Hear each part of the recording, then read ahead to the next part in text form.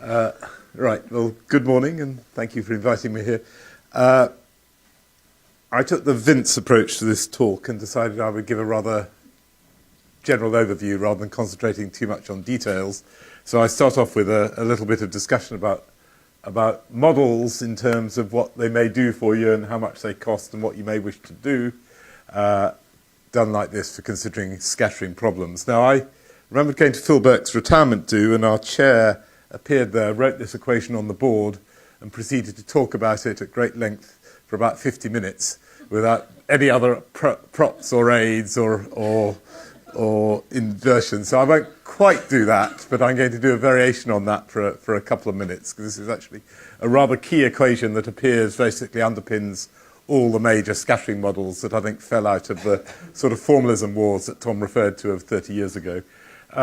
So your close coupling equation has a sum over... Do you have a pointer here, by the way? Yep.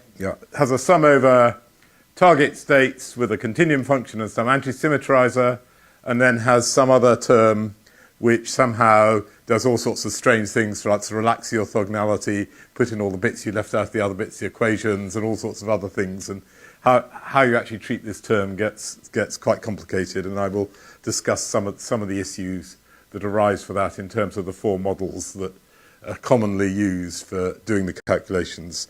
So the sort of simplest model of static exchange, the great advantage of static exchange is, unlike any of the other models, it's uniquely defined, which means that I can do a calculation and he can do a calculation, he can do a calculation, and we should all get the same answer, otherwise there are bugs in our codes, basically, because this model should be the same for all methods. So static exchange is nice and simple. You have one target state, normally represented with a Hartree-Fock configuration. You have some continuum functions, and then you have something which does no more than relax the orthogonality constraint that you've made by generating your continuum functions. So if you use, and I think everyone still in the molecular field still uses orthonormal orbital sets.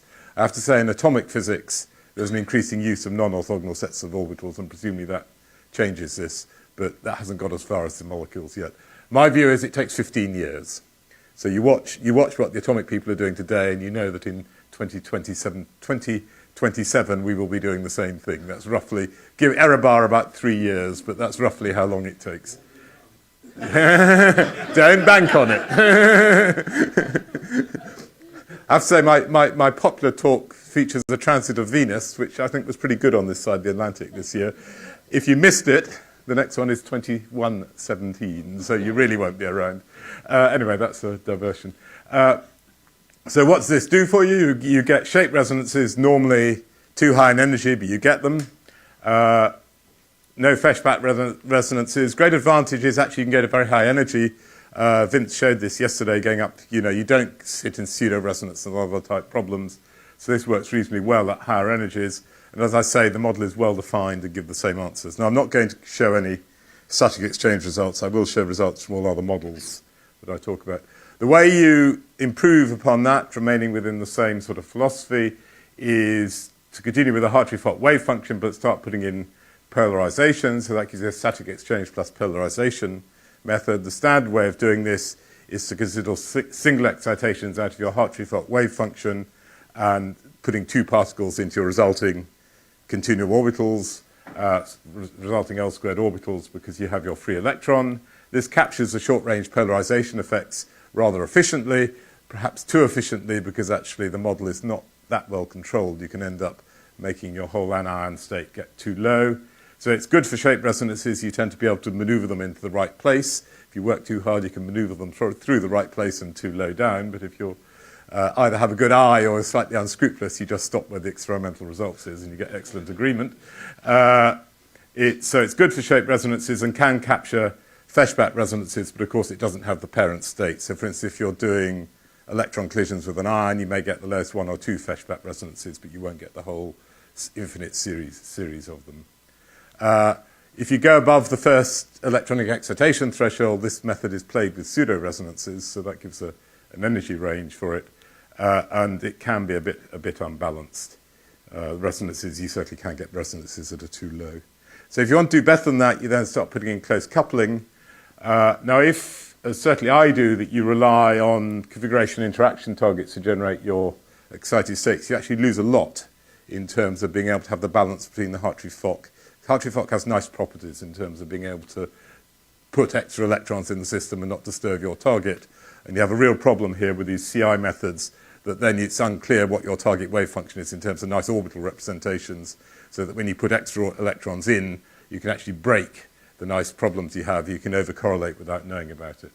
But if you want many states, you really can't do them reliably on a single state excitation problem. So you have to go towards some sort of CI representation. So now we've got the same equation again, but now this summation has come in here because we've got several states. The method we favor, but I wouldn't say it's necessarily exclusive, is actually to do a small sort of complete active space CI within some set of valence orbitals. That has the advantage that when you put an extra electron in there, you don't do anything to the correlation of the problem, so that keeps it the same. This in principle captures short-range polarization effects and state coupling, but it doesn't capture the short-range polarization effects as well as you can do rather easily in SEP. So typically your shape resonances, which had moved down rather nicely in your SEP model, suddenly move back up again when you do your close coupling calculations, and you have to work quite hard at them really to get them go down again. The great advantage is you get your Feshbach resonances rather nice. You have the parent states in there, providing your parent state is in the right place. You can actually get a whole series of Feshbach resonances really very well. This now works up. You've extended your energy range compared to SEP because you've got your excited states in, so it works up to the first missing excited state that you don't have in your expansion, and above that you're back in pseudo-resonance territory. And of course now you can begin to study electron impact excitation, and as I said already, it's hard in this method to recover full polarization effects. So what we've been searching for is really a method which combines the virtues of this and helps us to recover the polarization effects. So there was some reference to this, so I don't think anyone's shown any results of them. The method we've favored is actually putting in pseudostates, putting extra states into this model.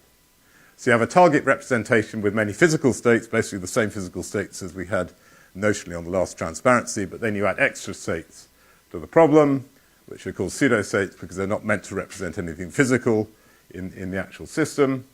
So you have the same equation looking like here, but this sum has now become bigger, and you have occupied states which become pseudostates.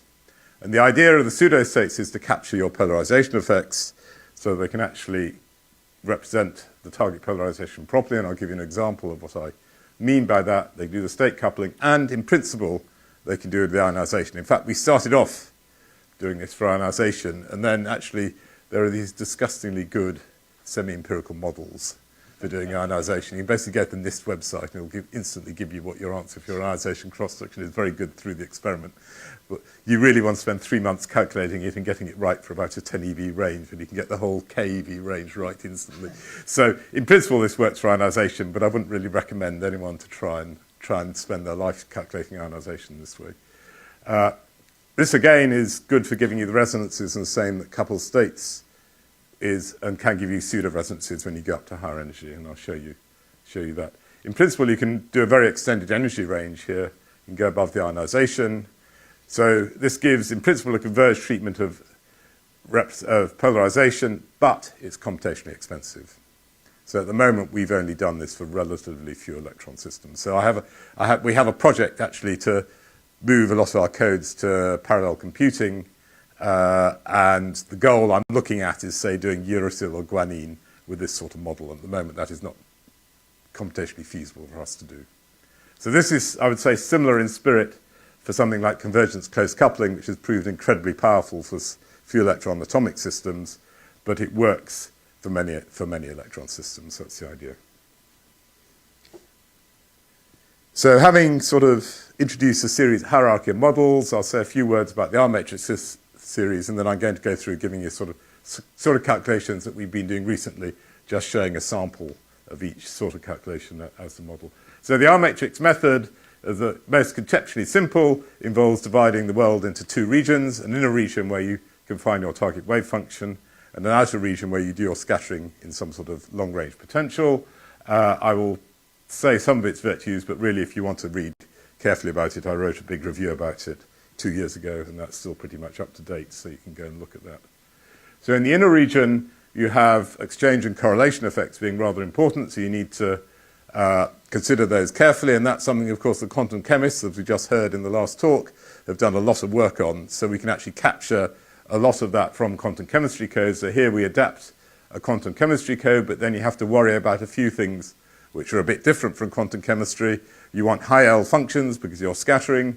That's not normally a feature of quantum chemistry codes. Even very sophisticated quantum chemistry codes seem to stumble at K integrals these days.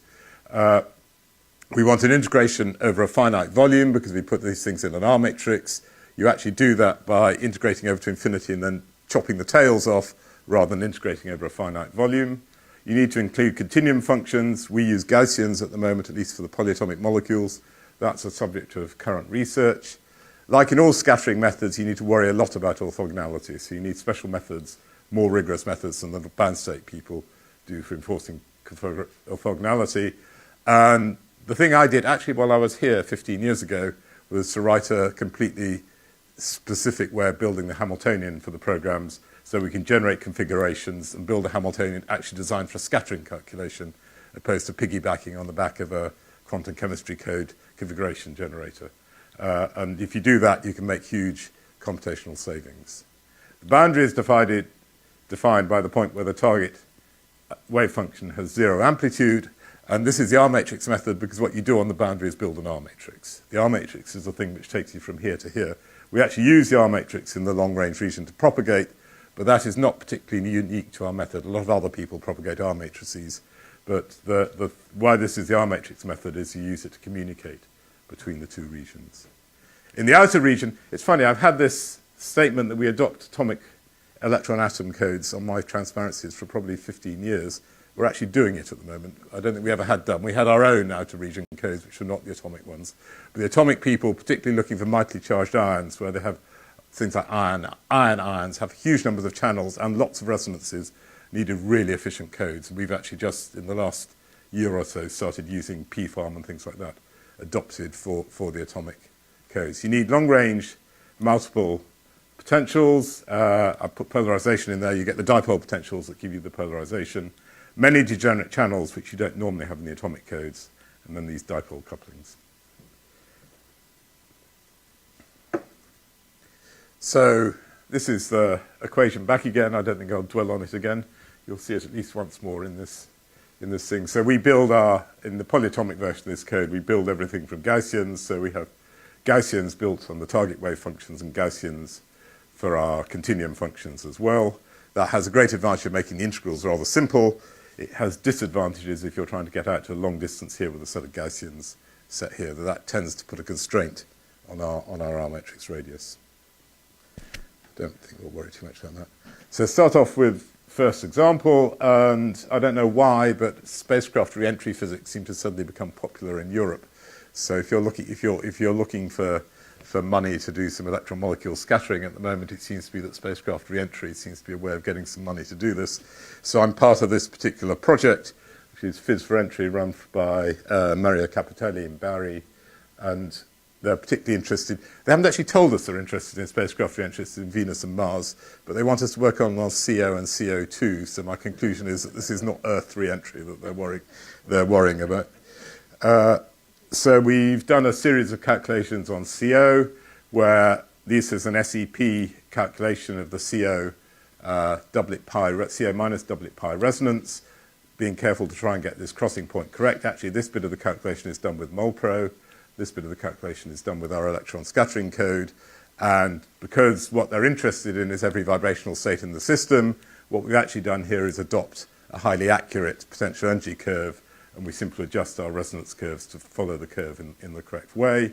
The width, as it should do, goes to 0 at the crossing point here. And then what you try and do is you try and check that against the available experimental data. So the experimental data by Michael Allen in particular, looking at this, and this is a well-known, very complicated problem, going from naught up to high V.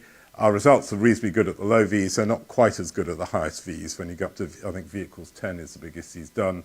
But the cross sections get very, very small. So we're really interested in the large cross section processes. So if you have a model which you think looks roughly right, you can then go and run that model for things that experimentalists really can't hope to do, which is looking at all these very high excited states and actually try and work out what the effects are. And the effects are here is you get the excitations going right the way down to threshold if you're not careful, very near threshold, because of the effective way the resonance behaves at the high V states. So this is the data that people actually want for their database so they can do these sort of re-entry type models. We're talking about plasmas at 10,000 Kelvin and this sort of thing, with essentially every state of the carbon monoxide occupied and a lot of these interactions going on. We've also played around with the effect of putting rotations in. Now this is rather crude. All we do is add a JJ plus 1 term to your one-dimensional Hamiltonian and look how that shifts the wave functions around, but it gives you some modeling for how the rotational behavior of this might go on.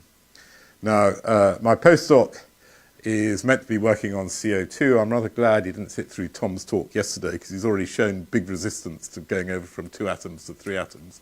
So what he's actually been is rather inventive at finding rather good other diatomic molecules to work on because he understands those. But I think at some point our paymasters are going to say to us, we really do have to work on this because that's actually what the EU gave us money for. But that's, for instance, an example that he's been looking at dissociative attachment in oxygen using a rather similar method, following the resonances and then looking at the vibrational dependence of this process.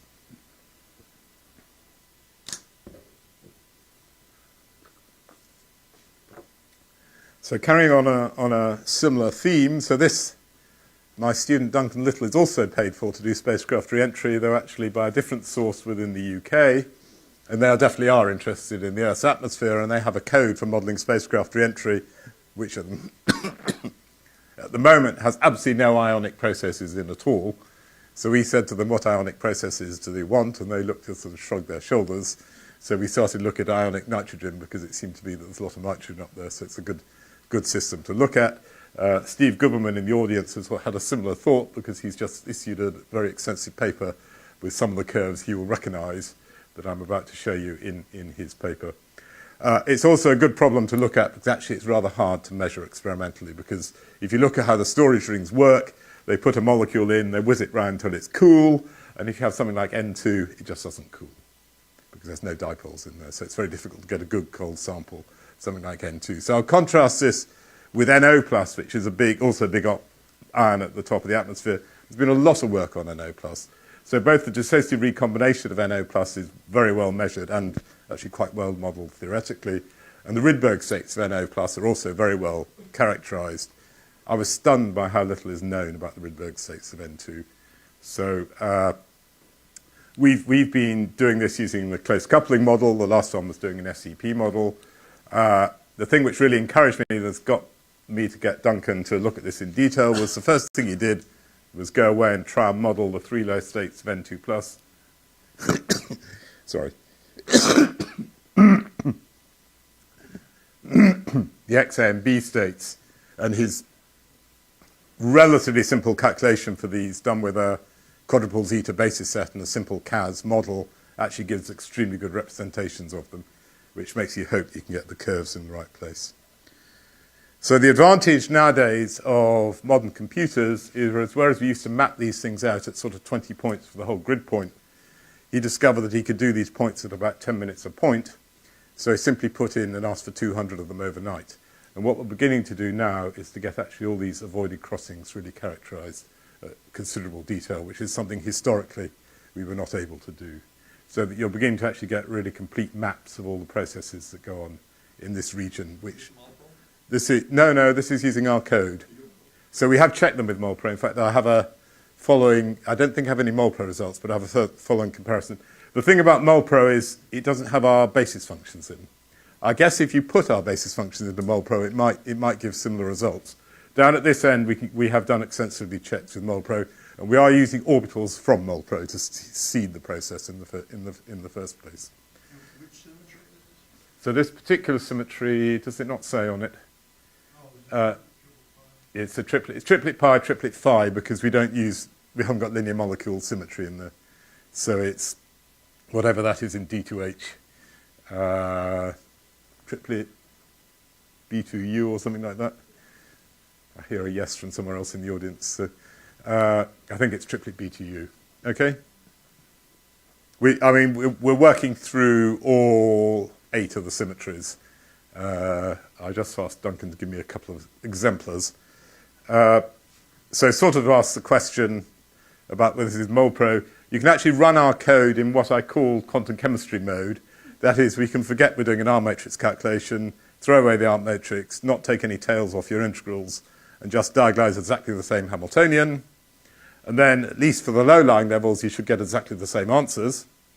And here you can see the green curves are done with the quantum chemistry mode, and the red curves are done with the bound state. And actually, you'll find that for some curves, we're getting very similar results, and there's some curves actually completely missing because basically they're in the outer region, and you need to define them numerically. We're using an R matrix of 10 for these calculations. So you're getting that from the R matrix of 10, and all the way up here, they're basically very diffuse curves that you need to go into this long outer region. You can, presumably in something like MolPro, work very hard at putting lots of very diffuse basis functions in there, but Gaussians are not really Gaussians at one center are not really a natural way to represent this sort of thing, whereas we get it for free by doing this dividing the space into two states like this.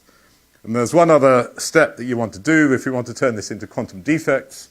You want to actually identify the various quantum defect type series you get from the results. And I think this is, can you identify which symmetry this is, Steve, from looking at the back there?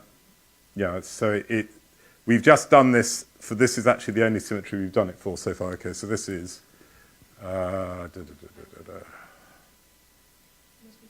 must be pi g. Thank you. Yes, it is pi g. You're right. This is pi g symmetry. So we've gone through and done this already for pi g, and then of course you get a change in the continuum symmetry when you couple to an excited target state like here. So we're in the process of actually going through and identifying these curves in terms of quantum defects, so you can then use them as input to a quantum defect calculation. Now this is essentially done manually. Our code does spit out when it fits, certainly when it fits the resonances, it spits out the estimate of the quantum defect, but it always assumes you're associated with the next target state up. So it's not always right. You have to actually go through and check that.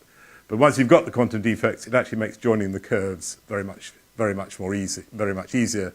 But of course, we now have a diabatic representation of the curves. So you've got this curve here, for instance, wandering right the way through the other curves, instead of my previous picture where I had them all with the avoided crossings. So you actually want the avoided crossings for the couplings. So I think this is actually opening up a slightly different way to how we've done this in the past, where we've done this in rather crude number of points to map out the curves. Certainly I've been collaborating with Johan Schneider on here, and I basically told him he's on his own when he's in this region down here in the past, because we haven't had enough information to really characterize what's going on, but I think we're beginning to be able to do that.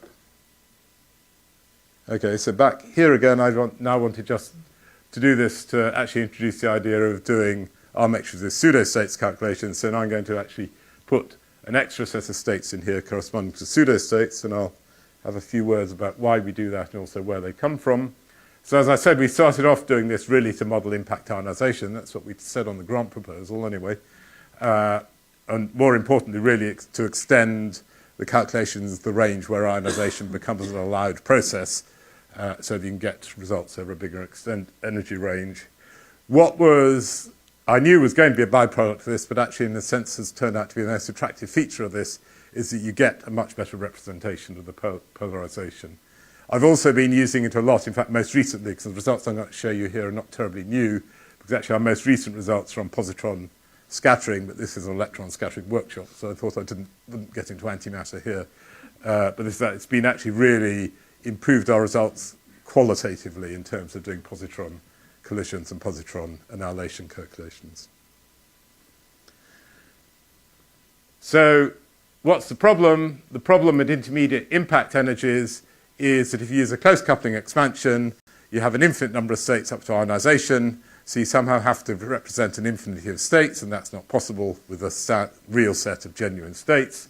So the idea of the pseudostates method is to, instead of having the states that go everywhere, you have some finite region, given in our case by the R matrix box, and you simply try and fill up that finite region with states, and because it's a finite region, you get a finite number of states, and then you just have, so you represent here now a spatial region with a complete set of states, opposed to a function region with a complete set of states. So the extra states we've got in here are represented discretized version of the continuum.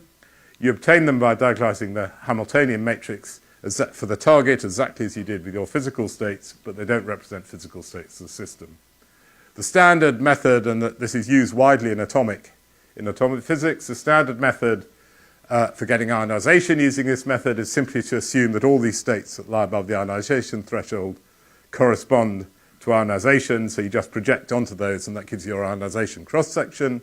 In principle, you could project those states to give you things like ionization, excitation, and so forth, though I've never actually seen anyone who's done it except in very simple calculations. So we certainly haven't done that yet. So how do we represent these pseudostates? We have our basic target wave function, which, as I said, is typically a CAS-CI type wave function. We take one electron out and we put in a pseudo-continuum orbital. Our pseudo-continuum orbitals we generate with these even-tempered Gaussians. So Gaussians where the exponents on the Gaussians are related by a simple series. This has the advantages that you can play around with these parameters, and I'll show you examples of this to show that you've got completeness and convergence, because if it really works, your results should be insensitive for this, and actually there are criteria for telling you when they're not insensitive which bits are the right ones and which bits are not the right ones. So you can choose these alpha, naught, and beta to actually allow for systematic generations of basis functions. Now the problem with this method, or a problem with this method, is we already had two basis functions in our system. We had a set of target basis functions, we had a set of continuum basis functions, so we're already in principle over-complete. So how have we solved this problem? We've added a third set of basis functions to make us even more over-complete. So my postdoc who worked on this, Jimena Gorfinkel, who was my postdoc at the time, really spent 18 months exploring linear dependence in new and imaginative ways until she finally cracked how to do this, to get these things orthogonal by a correct series of orthogonalization processes that give you a decent set of orbitals that don't result in everything crashing down and giving you spurious results. Now, I'm not going to talk about how she did it, but I'm very happy in the next day or so, if anyone's interested, to discuss with them how we solved that problem. So just pictorially, what are we doing? In this particular picture actually is for C2-, which is the molecule I'll talk about. So reality in C2- is there are three actual bound states of the system, and you get a continuum up here. RMPS reality is you get a reasonable representation of those three bound states, doing some full CI calculation, and then you get a discretized continuum. In a more complicated system where you have an infinite number of states here, you will also get actually that discretized by the RMPS method as well. So you could do, I've not done this, but you could do electronic excitation to these sort of bound states here collectively by considering the excitation to the RMPS states if you wanted to. That's an actual picture from a paper done by Mikel Terrana when he visited me a few years ago, just showing actually when we just did what I called physical states, that was what we got from our CAS-CI without any RMPS orbitals. This is lithium-2. When we do the RMPS, you get this sort of picture here showing that we top up the missing states just below dissociation. There is a gap here at the ionization threshold. That means you're going to get no ionization basically for 1 eV here in this particular system, which is actually seems to be reasonably physically correct. The ionization threshold is very low onset here. And this is showing that actually as you vary the basis, you get a rather similar sort of structure in the states involved. So the original calculation we did was H3+. There were two reasons for doing this, one of which is that actually, as pointed out by Brendan McLaughlin, we were going to have less linear dependence problems if we did an ion, because ions generally are better behaved because they draw all the charge in. And secondly, Anne had done a cone calculation, which we then repeated with an R matrix calculation and got the same answers. So we thought we knew what the right answer was. That was our first mistake. So we did a calculation where we did a standard target times continuum function going up to G waves, and then we augmented that with some pseudo-continuum orbitals where we just did SPD waves for the pseudo-continuum orbitals. And we tested lots of different basis sets. I think actually we tested a lot more than these basis sets because we certainly also varied beta as well. And then you look at the ionization, and the first thing you get is a huge number of pseudo-resonances above ionization. That's fairly well known. The atomic people live with this sort of thing all the time, and they simply convolute them. We convoluted them by putting Gaussians through them, and you get this black curve, which is slightly wiggly. You can see that we certainly agree at low energy with what a Vanier law type prediction would give. We have one basis set which is quite clearly not converged. It doesn't give results that agree with the other basis sets. but you get something which looks reasonably reasonable here. Now, at the point when we did this calculation, there was no measurement of the same process. Since then, the other UCL, Pierre de France's group in Louvain-la-Neuve, have actually done a measurement of this, and they get a completely different answer. Now, I don't think that means either of us are wrong. I think we're just not measuring the same thing, because the problem is they've done it on D3+ using a very hot source, and their D3+ is very hot. And we're doing this on ground state H3+. So I don't think, well, we haven't got any nuclear moments, so it may be motion, so it may be ground state D3+. But I don't think they're measuring the same thing from the ground state. They're looking at highly excited vibrational states. Then we started looking at electronic excitation. And here the resonance structure is, at least in principle, physical. You should get resonances of electronic excitation. And what we found was, compared to our original 6-state model, that was the same model that we'd used and Anne had used, the resonances all moved down in energy.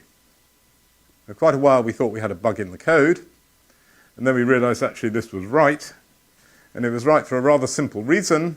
If you compute the polarizability given of the target using the 6-state model, you get a reasonable-ish number for the parallel polarizability, but you get practically no perpendicular polarizability. It so happens that none of those 6 states contribute to that polarizability. When you add in these pseudostates, as you add them in, you converge to what should be an accurate value for the polarizability. So you're recovering the polarizability correctly in the calculation by putting in these pseudostates. And just to remind you, that's what we're talking about here, that if you use the sum over states formula for polarizabilities, it looks like this. And you have to, for most systems, basically include the continuum.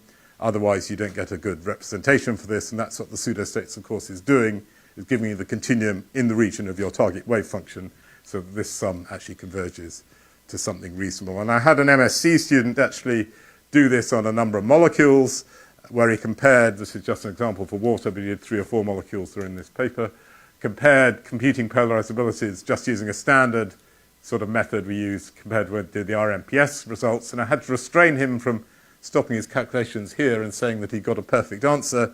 But actually we don't have a terribly good target here. And you're aware that if the target is not great, it's too polarizable because the wave function is not contracted in and hard enough as it is when you really put in all the CI and get a fully converged target. So this is probably converging to the right result for the target, which is a little bit bigger than the actual real polarizability of the system. So I think this method works. You can see we're converging not a ridiculous number of states, 50 or 60 states, which is certainly a doable number of states in our calculations, particularly if in the outer region we throw out the high states. We don't bother actually keep them when we come to doing the R matrix in the outer region. So just to give you one example of a calculation using this method, electron collisions with C2-. So these are reasonably old experiments done in the asteroid storage ring. Rich can tell us when that closed down, but it was quite a long time ago now. And they found all these resonances, actually in a number of diatomic ions, they found resonances. We happened to focus on C2- because it seemed to appeal to us the most. When they did photo detachment measurements, electron impact detachment measurements here, they saw a number of ions. So we did a series of calculations. We started off doing electron collisions of C2. C2 actually is a god-awful target to do electron collisions of, because I think we had 26 physical states in the system to get this right. But we actually showed, for instance, there were exactly 3 bound states to the system. There was something had grown up in the literature, so there were 4, but the quartet is a resonance, not a bound state, and the only experimental measurement was in an argon matrix, and it's certainly not going to be right. So to do electron collisions of C2-, we needed 3 things. We needed electron collisions from an anion, something we'd never done with the code before. We needed the RMPS method I've just told you about, and actually we needed a method which didn't require us to take all the solutions from diaglazing our now very big Hamiltonian, because actually that was going to be too expensive. Our Hamiltonians were getting it much over 100,000 by 100,000. At that point, actually we can now diaglaze full 100,000 by 100,000 Hamiltonians, but we couldn't at that point. So I wrote a new partition R matrix method, which allows us to take 3,000 or 4,000 solutions for these Hamiltonians, use iterative diaglazers, and do a little bit of error correcting for the methods we'd left out. So this just shows that actually, much to our amazement, our code gives the right answer, which is nothing very much. If you do scattering, you just have a pure negative ion. So actually, whoever coded the Coulomb functions and everything had got it all right for all the signs, so that was good news for us. What was less good news was actually trying to develop a completely consistent scattering model for this. I'm not going to go through this in detail, but that's our basic target. Then you put the pseudostates in. You have to worry how you're going to get all these L-squared functions. And this is basically our recipe. And if you do the target CI that you want to do, you simply end up with too many pseudostates. In fact, the configuration generator simply fell over at this. There were too many of them to generate. So I don't even know how big the problem it was that we couldn't solve, because we couldn't even quantify it. So we had to then start taking some compromises on how we did this aspect of the calculation to do this aspect. And what we learned was something I think most of you already know, that basically you have to balance them or you don't get a good answer. So you had to work very hard to make sure that we use the same level of calculation in both. So this actually just gives it's a small calculation, but just shows the full calculation against the partition R matrix calculation, showing that instead of taking 6,500 solutions, we can take 650 and still get the same answers. So that's at least as encouraging that bit of the problem solves, and this is now routinely in use in our group for doing calculations. So you start doing these calculations with different basis sets, and what you get is this rather spiky structure due to pseudoresonances and some broader structures. And what we're looking for here is a resonance in this system, or maybe more than one resonance in this system. And you actually say, well, how do you find a resonance in all this lot? Because you've got lots of them there, you can choose anything you want. Well, the answer is that you have to repeat it with different basis sets and hope that they end up all giving one resonance in the same place, and the other stuff, which is just grass, moves around as you change the basis sets. So you can see here that we have them all lining up with one resonant feature here, but the other features don't correlate. So at the end of that, we had a very low-lying resonance, actually was in the first picture I showed you, which is also predicted by Sommerfeld from doing L-squared type calculations with stabilization. That's not observed experimentally. There's essentially no flux in the experiment at this region. And then we find two other resonances of pi G symmetry, singlet and triplet. We found no evidence for a singlet sigma G minus resonance, which is what was predicted in the experimental paper on the basis of some Gaussian type calculations to be the cause of the resonance structure.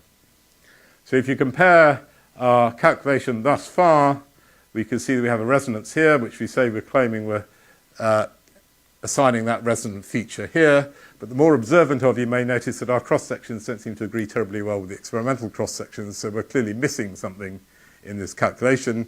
Now what we're doing here is electron scattering off an ion, so we're doing Coulomb scattering. We all know that Coulomb scattering doesn't converge well with partial waves. All we've done at the moment is up to L equals 4 G waves, so we need to do something about the higher partial waves. So we simply did a Coulomb-Born approximation for that. So we have the resonance mechanism here. We have an unusual form of the shape resonance here.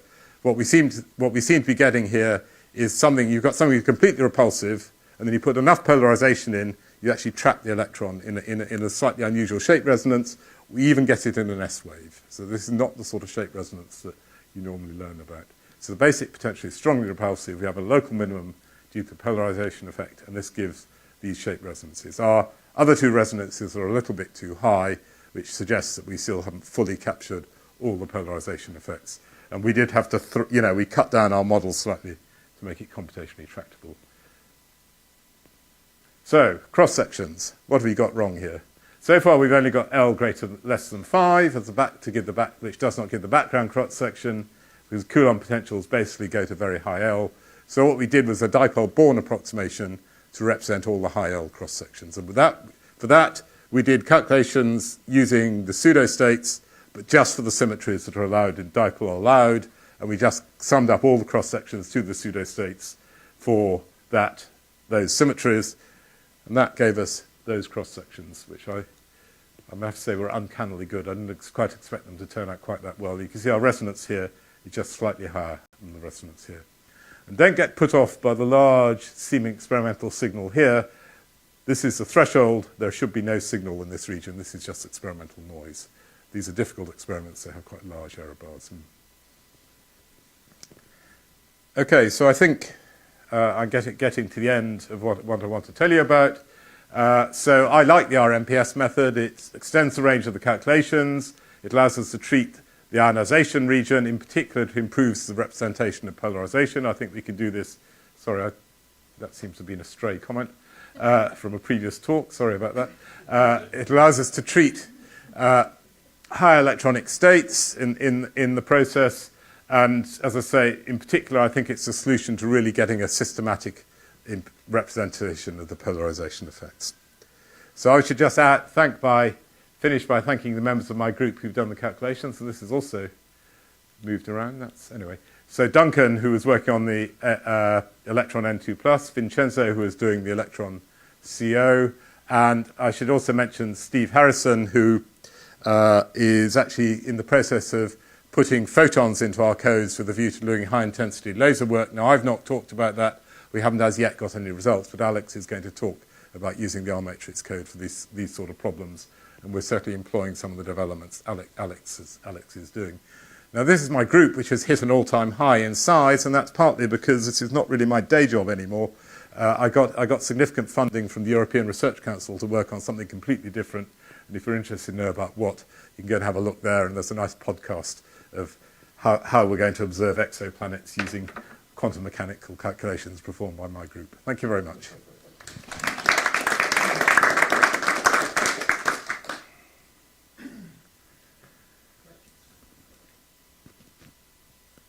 Steve. Yeah. Am I correct in saying your code incorporates the suite of codes? Yes. The integral generator we have at the moment is Sweden Molecule from Jan Abloff. Is there any chance on going to using the CI instead of CAS-SCF wavefunctions? We don't have the Sweden configuration generator. So the only bit from the Sweden code is the integral generation. Oh, okay. The actual configuration generator we use is really aged. It goes back to Alchemy 1, as rewritten extensively by me and by Cliff Noble and various other people. So ask me your question again. What wave functions did you want to use? I thought you were using the Sweden codes and you had available the CI part of that and the CAS-SCF part. Right, so we import CAS-SCF orbitals. We tend to do it from MolPro because that's the code of choice in my group. But in principle, you can take them from anywhere. We had a collaboration meeting on Friday last week, and there was a discussion of actually going over to a Malden interface whereby you just take your orbitals from whatever your favorite quantum chemistry code was and feed them in that way. We've played with both using natural orbitals and CAS-SCF orbitals. I think the N2+ stuff we've done, we're all done with CAS-SCF orbitals from MolPro. And the CO calculations, Yep. did you do it local or non-local? It's local, so it's not the most sophisticated calculation in the world. But our paymasters here are very much more interested in quantity than quality. If you see what I mean, I got my ear severely bent for the first year at our collaboration meeting for turning up, telling them how marvellous we were developing the theory and getting it really accurate. And I was told very firmly that was not what they wanted. They wanted data to fill in their database, so we went for the cheap and dirty. We went for the cheap and dirty solution. It seems Yep. like there are various directions one might consider going to really take the next sort of step with this code. One could Yep. go to non-orthogonal orbitals, Yep. or one could go to equation of motion, sort of couple cluster ideas. What do you think is the most important to really be able to, in a balanced way, without by hand adjustments, really Right. get Okay. converged results? The absolute most immediate thing, which I sort of alluded to briefly, but I didn't do, is to get rid of our Gaussian basis set, or somehow extend on our Gaussian basis sets for continuum functions. Because they're a real handicap, both in the size of molecule you can treat, the size of the R matrix, which can be even just Rydberg states of very small molecules become a big problem, and the energy range. I mean, the two processes are coupled. So that doesn't really directly answer your question, but that's the most immediate thing. And that was actually also what we were discussing on Friday on how to get round on that. I think that the RMPS method has a lot of promise to it. I actually don't know how you balance beyond the sort of CAS-CI model, that we're doing. And maybe, I played around, for instance, with second quantization methods. So you take some notional target wave function and you have a creation operator on it, and that you can write it all down very elegantly, but it doesn't give anything that actually can turn into code or even into detailed integral equations that works. So it's still something I'm toying with, and I don't know whether, maybe you have some ideas, and it's something we can talk about offline. But I don't see immediately how you improve your target wave functions to that. But I think the RMPS method, conversely, has a lot of promise, and we're looking very seriously at doing big parallel implementations, because the advantage of actually going to iterative diagonalization with the partitioned R matrix is that actually that becomes much more easy to put on parallel processors rather than trying to do the full diagonalization, which is really a shared memory problem. I mean, the big leap in Yeah. atomic R matrix Yeah. came from non-orthogonal orbitals. Yes. That Well, and we do may that well, in- I think we may well go that way. I think we need to do the continuum basis sets first, and I think it is possible that then but for quantum chemistry, no one uses non-orthogonal orbitals. Do you know any straight electronic structure? Yes? Oh, You do, okay.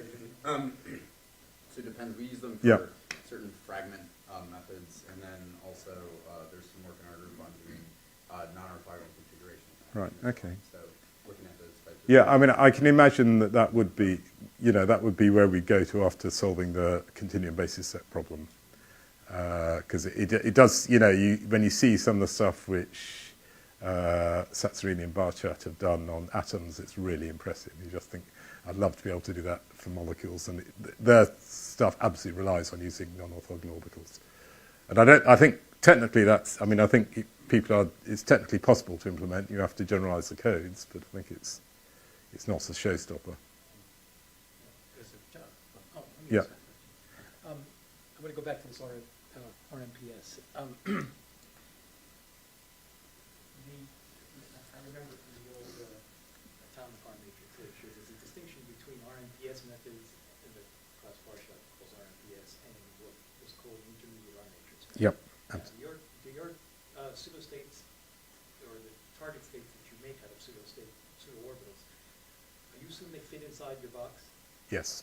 So you do not allow flux when you do the matching. If you have three No. physical channels, so you You choose the RMPS. You choose the RMPS orbitals to fit inside your box. All right. Well, then, if you want such states to represent a discretized continuum, how can you possibly expect them to fit inside the box? Well, you probably have a hierarchy of boxes here, if you like. So you have a target region where your target wave function is, particularly the ground state of the target wave function. That is probably quite a lot smaller than your box. Right. It is a reason why we probably need. It's one of many reasons why we probably need bigger boxes than we're already using. You're right. When we started looking, the intermediate R matrix method is very appealing. It's much more rigorous than the RMPS method. The RMPS has slightly dirty aspects to it, some of which are showed by how you have to fiddle around with the different basis functions. Right. But actually, to do it for more than 2 electron systems, even with the atomic people, is really hard work. And they've struggled for more than a decade trying to go beyond really doing electron-hydrogen collisions with it. Right. So, I actually spent a couple of days writing out the Hamiltonian thing, which I wrote here, has 7 special cases for Hamiltonian matrix elements, which it constructs. And I spent an afternoon, or must be much more than an afternoon, writing out all the special cases that you would get from an intermediate R matrix on the same logic.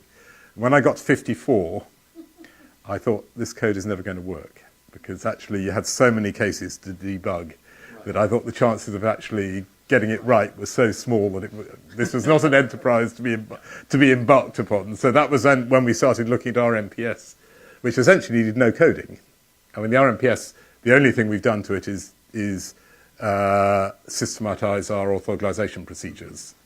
So it essentially needed no coding compared to what was already there. Well, I think we do something that's intellectually similar to RMPS, because we also use complete active spaces to define the target orbitals that you choose. Now, the total number of configurations in a KSSCF can be rather large, right? Small systems, say 5,000 or 10,000 configurations.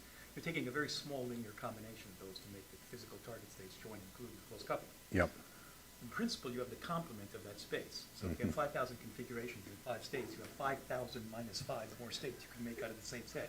And we routinely include all of them. No, I don't think that's the same. If I go back up to my water picture.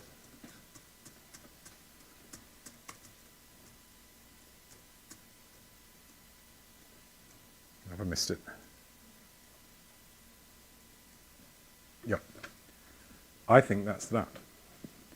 What is that? What do you mean by state? That's doing what you're doing, I think. That's using all the states available in your CAS-CI to generate all possible states, but no, That's right. but no special basis set. And, well, I guess... And that's when you put a special basis set in. So I don't know whether you've tried this. You can try it. It's fairly easy to do. You can actually work out what your polarizability given by putting all those states in. I think you'll converge to too low a value. Well, okay, there's another thing. Yeah. I mean, the reason standard doesn't necessarily always work is because you have to go outside.